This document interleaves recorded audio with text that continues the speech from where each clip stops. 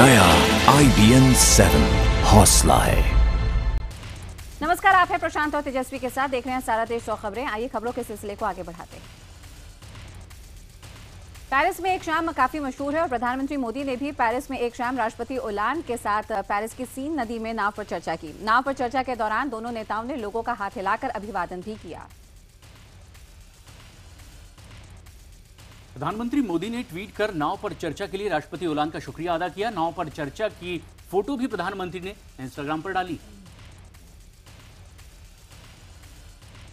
इससे पहले प्रधानमंत्री मोदी जब पेरिस पहुंचे तो उनका शानदार स्वागत किया गया। फ्रांस के राष्ट्रपति फ्रांसवा ओलांद ने काफी उत्साह के साथ उनकी अगवानी की। सबसे पहले मोदी फ्रांस के गवर्नर हाउस पहुंचे। यहां उन्हें गार्ड ऑफ ऑनर दिया गया। पेरिस में प्रधानमंत्री मोदी ने प्रथम विश्व युद्ध में शहीद हुए भारतीय सैनिकों को श्रद्धांजलि दी। वहां उन्होंने फ्रांस के बिजनेस लीडर्स से भी मुलाकात की।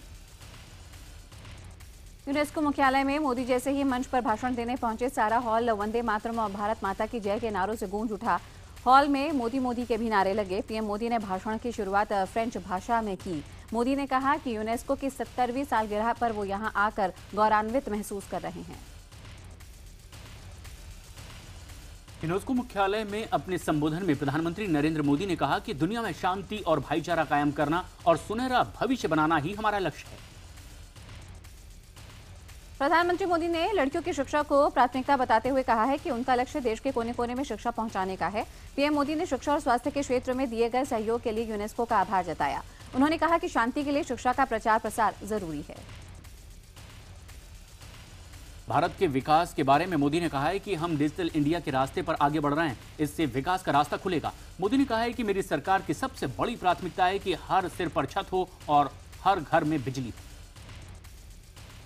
अपने भाषण से पहले यूनेस्को मुख्यालय में ही मोदी ने श्री अरविंदो की मूर्ति पर फूल माला चढ़ाकर श्रद्धांजलि अर्पित की। इसके बाद पीएम मोदी ने योग पर एक वेबसाइट भी लॉन्च की। बॉलीवुड अभिनेत्री मल्लिका शेरावत को यूनेस्को की तरफ से पेरिस में पीएम मोदी का भाषण सुनने का विशेष आमंत्रण मिला, जिससे वो खासे उत्साहित नजर आईं।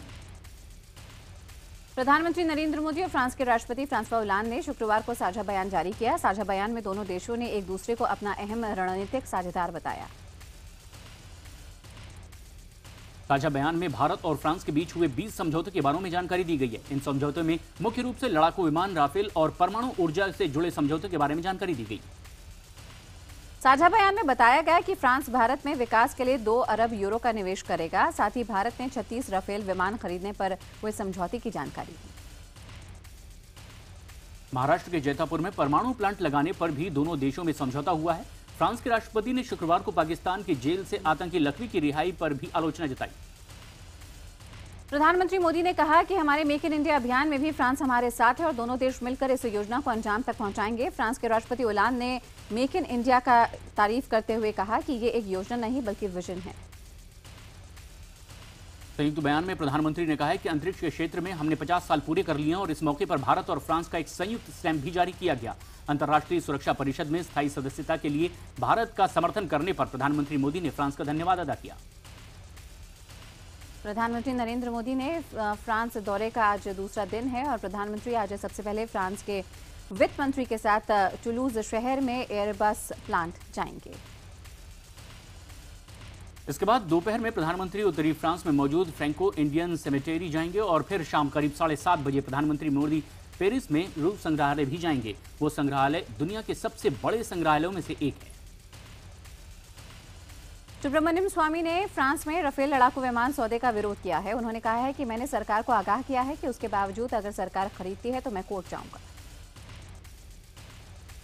प्रधानमंत्री की विदेश यात्रा पर कांग्रेस ने जमकर निशाना साधा है। कांग्रेस नेता अभिषेक मनु सिंघवी ने ट्वीट करके कहा है कि पहले मोदी की चाय पर चर्चा ने देश की धर्मनिरपेक्षता की जीभ जला दी। वहीं कांग्रेस नेता मनीष तिवारी ने भी कहा है कि प्रधानमंत्री सैर सपाटा करने गए हैं और वो करके आ जाएंगे। लाहौर हाईकोर्ट के आदेश के बाद मुंबई हमले का मास्टरमाइंड और लश्कर का आतंकी ज़ख़ी-उर-रहमान लखवी देर रात रावलपिंडी की जेल से रिहा हो गया। कोर्ट ने गुरुवार को लखवी को हिरासत में रखने के पंजाब सरकार के आदेश को निलंबित कर उसकी तत्काल रिहाई का आदेश दिया था। लखवी की जेल से रिहाई पर कड़ा एतराज जताते हुए भारत ने पाकिस्तान सरकार की मंशा पर सवाल उठाए हैं। गृह मंत्रालय के मुताबिक करीब 26/11 हमले के पीड़ितों का अपमान है। सरकार के सूत्रों के मुताबिक लखवी की जमानत से संकेत मिला है कि ये लश्कर को ताकतवर करने की कोशिश है। साथ ही साथ पाकिस्तान सरकार का इस पर कोई नियंत्रण नहीं है। आतंकी लखवी की रिहाई के बावजूद पाकिस्तान ने इस केस की दोबारा समीक्षा करने की बात कही है। पाकिस्तान के मुताबिक उसके यहाँ भी भारत की ही तरह स्वतंत्र न्यायपालिका है। लखवी की रिहाई पर सवाल खड़े करते हुए भारत ने तमाम राजनीतिक दलों ने भी पाकिस्तान को आड़े हाथों लिया है। बीजेपी ने पाकिस्तान पर आरोप लगाया है कि पाकिस्तान आतंकवाद के खिलाफ कार्रवाई को लेकर जरा भी गंभीर नहीं है। कांग्रेस के मुताबिक अगर लखवी जैसे भारत के गुनहगारों को सजा नहीं मिलेगी तब तक संबंधों में सुधार की कोई गुंजाइश नहीं है। लखवी की रिहाई के मुद्दे पर शिवसेना ने नाराजगी जाहिर की है और आज दिल्ली के जंतर मंतर पर पाकिस्तान के खिलाफ विरोध प्रदर्शन करने का उन्होंने ऐलान किया है। एक अखबार में छपी खबर के मुताबिक हाल ही में सार्वजनिक की गई इंटेलिजेंस ब्यूरो की 2 फाइलों से खुलासा हुआ है कि भारत के पहले प्रधानमंत्री जवाहरलाल नेहरू ने करीब 20 साल तक नेताजी सुभाष चंद्र बोस के रिश्तेदारों की जासूसी करवाई थी। खबर के मुताबिक फाइलों से पता चला है कि 1948 से 1968 के बीच सुभाष चंद्र बोस के परिवार पर निगरानी रखी गई थी। इन 20 सालों में 16 साल तक नेहरू देश के प्रधानमंत्री थे और आईबी उन्हीं के अंडर काम करती थी। सुभाष चंद्र बोस के परिवार ने 20 साल तक जासूसी कराने को गंभीर मामला बताते हुए इसकी न्यायिक जांच कराने की मांग की है। इस खुलासे के बाद नेताजी के कुछ परिवार वाले बर्लिन में पीएम मोदी से मुलाकात करेंगे। उनका कहना है कि नेताजी से जुड़ी सारी फाइलें भी सार्वजनिक की जानी चाहिए ताकि पता चल सके कि आखिर नेताजी के परिवार की जासूसी क्यों कराई गई थी। सुभाष चंद्र बोस के परिवार की 20 सालों तक जासूसी कराए जाने की खबर सामने आने के बाद राजनीतिक यहाँ पे काफी ज्यादा गर्मा गई है। कांग्रेस महासचिव दिग्विजय सिंह ने जासूसी को स्वाभाविक बताते हुए इस तरह की खबरों की निंदा की है। बीजेपी ने नेताजी की जासूसी की निंदा की है। बीजेपी ने जासूसी की जांच की मांग की और कहा कि सच्चाई जो भी हो दुनिया के सामने आनी चाहिए। जेडीयू अध्यक्ष शरद यादव के पद्म पुरस्कारों को लेकर दिए बयान से एक बार फिर विवाद खड़ा हो गया है। मुंबई में एक कार्यक्रम में बोलते हुए शरद यादव ने पद्म पुरस्कार पाने वालों को नीच और बेईमान बता डाला। शरद यादव ने कहा है कि जो सिस्टम का हिस्सा होते हैं उन्हें ये सम्मान मिलते हैं। शरद यादव का कहना है कि गरीब आदिवासियों को इस तरह का सम्मान कभी नहीं दिया जाता। IBN 7 से बात करते हुए भी शरद अपने बयान पर कायम रहे। शरद यादव के इस बयान की जावेद अख्तर ने आलोचना की है। जावेद अख्तर ने कहा कि शरद यादव को हर हफ्ते एक नया शिवगुफा छोड़ने की आदत पड़ गई है। वित्त मंत्री अरुण जेटली ने PIL पर गंभीर सवाल उठाए हैं। जेटली ने कहा है कि सरकार कि विकास के काम में PIL की वजह से बाधा आती है। उन्होंने कहा है कि PIL दाखिल करने वाले लोगों को बताना चाहिए कि आखिर इसके लिए फंड कहां से आता है। दिल्ली के मुख्यमंत्री अरविंद केजरीवाल ने पुलिस कमिश्नर को चिट्ठी लिखकर दिल्ली की सुरक्षा से जुड़ी जानकारी मांगी है।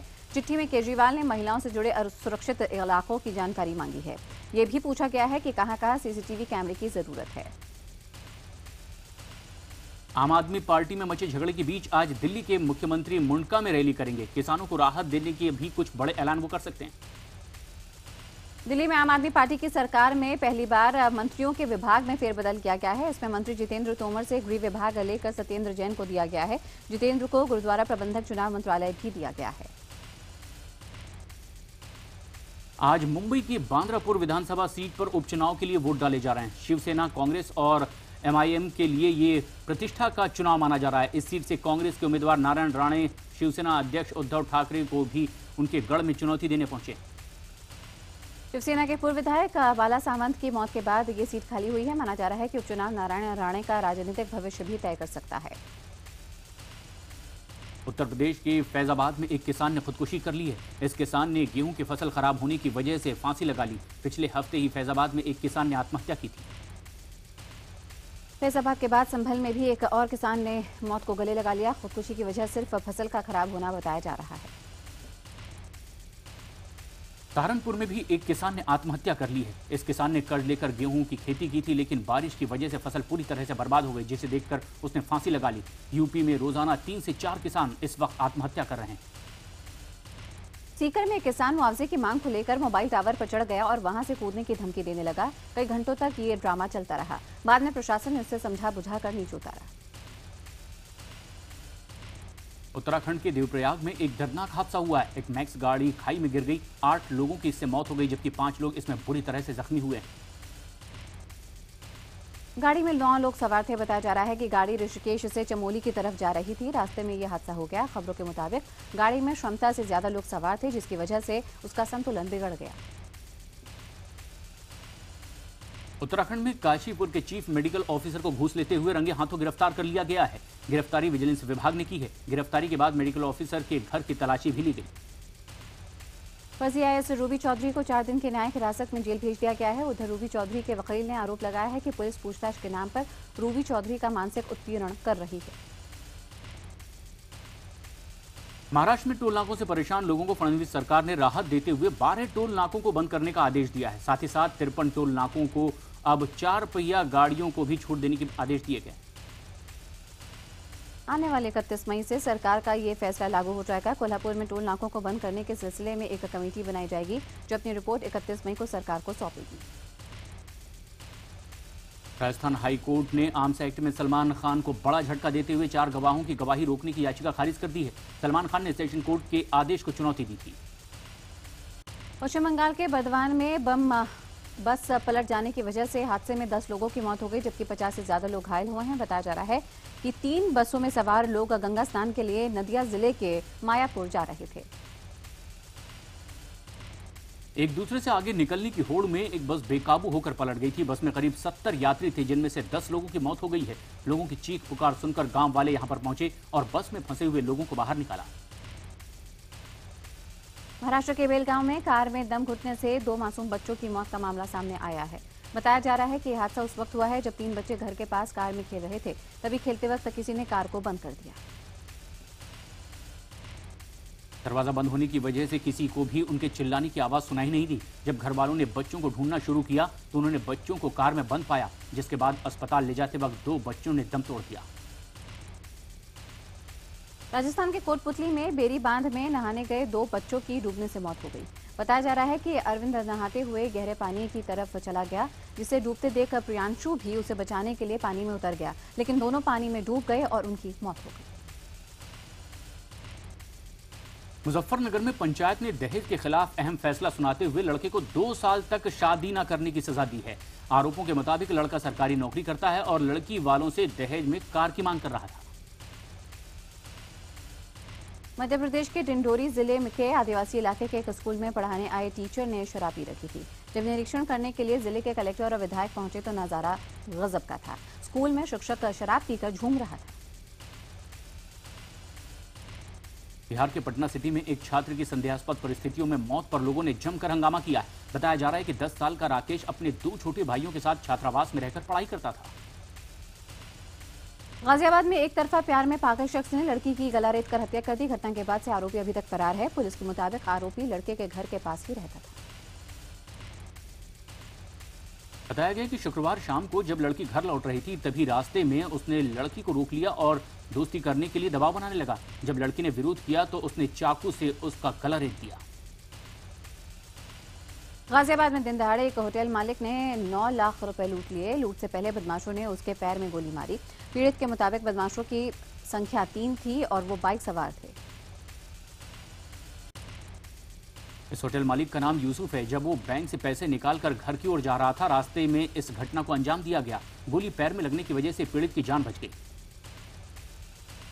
मेरठ में बीजेपी विधायक संगीत सोम के पिता ओमवीर सोम पर एक ठेकेदार पर जुल्म की सारी हदें पार करने का आरोप लगा है। शरीर पर जगह जगह जख्म के निशान लिए इस शख्स का आरोप यह है कि सरगना से विधायक संगीत सोम के पिता ने उसकी बेरहमी से पिटाई की। आरोप है कि ओमवीर ने इसके नाखून प्लास से निकलवा लिए। इतने पर भी जब उसका मन नहीं भरा तो उसे अधमरा कर जंगल में ही फेंक दिया गया। पीड़ित की शिकायत पर संगीत सोम ने पिता समेत यहां पे 4 लोगों पर केस दर्ज करवाया है। पीड़ित का आरोप है कि इस मामले में पुलिस ने शिकायत करने पर संगीत सोम के पीए की तरफ से उन्हें धमकी मिली है। देश की राजधानी दिल्ली में फिर एक बार टैक्सी में महिला के साथ बलात्कार की कोशिश का चौंकाने वाला मामला सामने आया है। पीड़ित महिला ने देर रात अपने घर जाने के लिए द्वारका मेट्रो स्टेशन के बाहर से टैक्सी ली। ड्राइवर ने तेल भरवाने के बहाने रास्ते में गाड़ी रोक ली और महिला के साथ रेप की कोशिश करने लगा। महिला के शोर मचाने पर उधर से गुजर रहे लोगों ने आरोपी ड्राइवर को धर दबोचा, उसकी जमकर पिटाई की और पुलिस के हवाले किया। आरोपी का नाम रमेश कुमार है और पुलिस ने बलात्कार का केस दर्ज किया। उत्तर प्रदेश के बाराबंकी में एक मजदूर की पीट कर हत्या कर दी गई। बताया जा रहा है कि जिन लोगों के यहां वो काम करता था उन्हीं लोगों ने उसकी हत्या की। मोबाइल चोरी के बहाने उसे पीट दिया गया। बलिया में 8 साल की बच्ची के साथ बलात्कार का मामला सामने आया है। बताया जा रहा है कि बच्ची पड़ोसी के घर में गिलास देने गई थी, तभी पड़ोसी ने बहला फुसलाकर उसके साथ रेप किया। बिजनौर में छेड़छाड़ करने पर महिला ने एक मनचले की जमकर पिटाई की है। महिला शाम के वक्त पार्क में टहल रही थी और तभी एक युवक उसके साथ छेड़छाड़ करने लगा। महिला ने तुरंत चप्पल लेकर उसकी पिटाई शुरू कर दी। झांसी में दबंगों से परेशान एक परिवार ने घर छोड़कर एसपी ऑफिस के सामने डेरा डाल दिया और दबंगों से बचाने की गुहार लगाई। दरअसल इलाके के दबंग परिवार की लड़कियों को छेड़ते हैं। एक शख्स बनना चाहता था क्रिकेटर, लेकिन पहुंच गया हवालात। मुंह छिपाते पुलिस गिरफ्त में। इन लड़कों पर फिरौती मांगने का आरोप है। बड़ाई का काम करने वाले ये दोनों किसी भी तरह क्रिकेट की दुनिया में अपना नाम कमाना चाहते थे। इन्हीं पैसों के खातिर 19 साल के हरेंद्र यादव और 21 साल के नरेंद्र जायसवाल ने किडनैपिंग का प्लान बनाया। फिरौती का ये आइडिया इन्हें मिला लोकल ट्रेन में मिसिंग बच्चे का विज्ञापन देखकर। उसके बाद फोन कर फिरौती की मांग करने लगे, लेकिन पुलिस उन्हें धर दबोच चुकी है। जोधपुर में एक नाबालिग लड़की से 2 साल तक बलात्कार होने का मामला सामने आया है। लड़की ने अपने चाचा और दादा पर ही रेप का आरोप लगाया है। बच्ची के मामा की शिकायत पर पुलिस ने केस दर्ज कर लिया है। दिल्ली में हाल ही में पकड़े गए कुख्यात बदमाश नीरज बवाना की निशानदेही पर कांग्रेस नेता रामवीर शौकीन की जमीन से AK-47 और SLR राइफल भी बरामद की गई है। रामवीर शौकीन ने रिश्ते में नीरज बवाना के मामा लगता है। हालांकि अपनी जमीन से हथियार मिलने की बात से शौकीन साफ इनकार कर रहे हैं। शौकीन का कहना है कि पुलिस उन्हें फंसा रही है। दिल्ली के प्रसिद्ध कालका देवी मंदिर में मत्था टेकने गए यूपी के पूर्व मंत्री के साथ 8 लाख रुपए की लूट का मामला सामने आया। 30 मार्च को हुई ये पूरी वारदात CCTV में कैद हो गई है, लेकिन फिर भी पुलिस के हाथ खाली है। बताया गया कि सर्वेश कपूर मंदिर में अपने सुरक्षा कर्मियों के साथ दर्शन करने के लिए गए थे और दोनों को अंदर कुछ लोगों ने उलझा कर रखा। वहीं बाहर उनके ड्राइवर को चकमा देकर बदमाश गाड़ी से बैग लेकर फरार हो गए। बताया जा रहा है कि इस वारदात को एक लड़की समेत 10 लोगों ने अंजाम दिया है। यूपी के सहारनपुर में पुलिसकर्मियों पर ही थाने में एक किसान को जिंदा जलाने की कोशिश का आरोप लगा। बताया जा रहा है कि खेत को लेकर किसान का एक महिला होमगार्ड से विवाद चल रहा था। थाने लाकर महिला होमगार्ड ने अपने साथी पुलिसकर्मी के साथ मिलकर उसे आग के हवाले कर दिया। राजस्थान के अलवर में एक नाबालिग लड़की के साथ गैंगरेप के बाद हत्या का मामला सामने आया है। पीड़ित के परिजनों का आरोप है कि लड़की के साथ 4 लोगों ने पहले गैंगरेप किया और फिर उसे अगवा कर साथ ले गए। लेकिन परिजनों का कहना है कि 2 दिनों तक थाने के चक्कर लगाने के बाद भी पुलिस ने वक्त रहते आरोपियों की तलाश नहीं की। बाद में लड़की का शव एक कुएं के पास बरामद किया गया है। फिलहाल पुलिस ने 2 आरोपियों को हिरासत में लिया है। शुक्रवार को पुणे में खेले गए IPL मैच में राजस्थान रॉयल्स ने किंग्स 11 पंजाब को 26 रनों से हरा दिया। मैच से पहले किंग्स 11 पंजाब की काफी मजबूत स्थिति लग रही थी, लेकिन वो राजस्थान को हरा नहीं सकी। पंजाब की टीम ने टॉस जीतकर राजस्थान को पहले बल्लेबाजी का न्योता दिया। राजस्थान ने पहले खेलते हुए 7 विकेट पर 162 रन बनाए। इसके जवाब में पंजाब की टीम 20 ओवर में सिर्फ 136 रन ही बना सकी। वो ये मैच हार गई। राजस्थान की इस जीत के नायक रहे जेम्स फॉकनर, जिन्होंने गेंद और बल्ले दोनों से शानदार खेल दिखाया। पहले बल्लेबाजी कर फॉकनर ने ताबड़तोड़ 46 रन बनाए, जिसमें 3 छक्के और 2 चौके शामिल थे। फिर उसके बाद फॉकनर ने घातक गेंदबाजी कर पंजाब के 3 बल्लेबाजों को आउट किया, जिसमें विस्फोटक बल्लेबाज मैक्सवेल का विकेट भी शामिल था। इस शानदार खेल के लिए फॉकनर को मैन ऑफ द मैच चुना गया। राजस्थान की टीम ने इस मैच में एक बार फिर साबित किया कि कैच पकड़ो और मैच जीतो। फॉकनर की बॉल पर पंजाब के कप्तान जॉन बेली ने शानदार कैच पकड़ा। जो बॉल छक्का होती उसे सऊदी ने पकड़ करके बाहर फेंक दी और उसे करुण नायर ने कैच कर लिया। ये कैच मैच का टर्निंग पॉइंट साबित हुआ। पंजाब के धाकड़ बल्लेबाज वीरेंद्र सहवाग और मैक्सवेल सस्ते में आउट हो गए। सहवाग को मैच की पहली गेंद पर ही आउट होना पड़ा और मैक्सवेल सिर्फ 7 रन ही बना सके। फॉकनर के बाद राजस्थान के स्टीव स्मिथ ने शानदार बल्लेबाजी की। उन्होंने 5 चौकों के साथ 33 रन बनाए। साथ ही साथ शेन वॉटसन की जगह स्मिथ ने राजस्थान टीम की कप्तानी की और कप्तानी का अलग आगाज जीत के साथ किया। शनिवार को IPL में 2 मुकाबले खेले जाएंगे। पहला मुकाबला शाम 4 बजे से चेन्नई सुपर किंग्स और हैदराबाद सनराइजर्स के बीच चेन्नई में खेला जाएगा। चेन्नई ने अपना पहला मैच जीत लिया है। ये दूसरा मैच KKR और बेंगलुरु के बीच खेला जाएगा। ये मैच रात 8 बजे कोलकाता में होगा। KKR ने अपना पहला मुकाबला जीत लिया।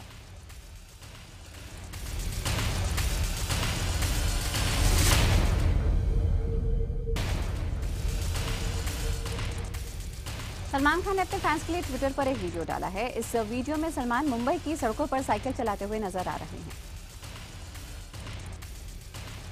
बिंदास बाला पूनम पांडे इन दिनों ट्विटर पर अपनी फिल्म के लिए हीरो तलाश रही हैं। इसलिए उन्होंने फिर सुर्खियां बटोरने के लिए ट्विटर पर कई संदेश डालकर हीरो बनने के लिए लोगों को न्योता दिया है।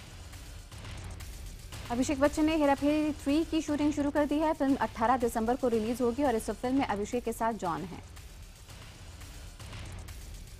नरगिस फाकरी इन दिनों मीडिया से खासी नाराज चल रही हैं। दरअसल मीडिया में ये खबर आई थी कि नरगिस ने बॉबी देओल के साथ फिल्म डेट्स ना होने का बहाना बनाकर छोड़ दी है। इसके बाद सोशल मीडिया पर नरगिस ने खबरों को अफवाह बताया। मेकअप आर्टिस्ट सुभाष सिंह की फिल्म में जूही चावला, शबाना आजमी, जैकी श्रॉफ और अनुपम खेर दिखेंगे। इस फिल्म का नाम है चॉक एंड डस्टर। खबरों की माने सुशांत सिंह राजपूत ने रणबीर कपूर के साथ एक कार एड छीन लिया है। रणबीर जो एक कार ब्रांड को एंडोर्स करते थे, उस कार कंपनी ने सुशांत सिंह राजपूत को अपना ब्रांड एम्बेसडर चुन लिया है।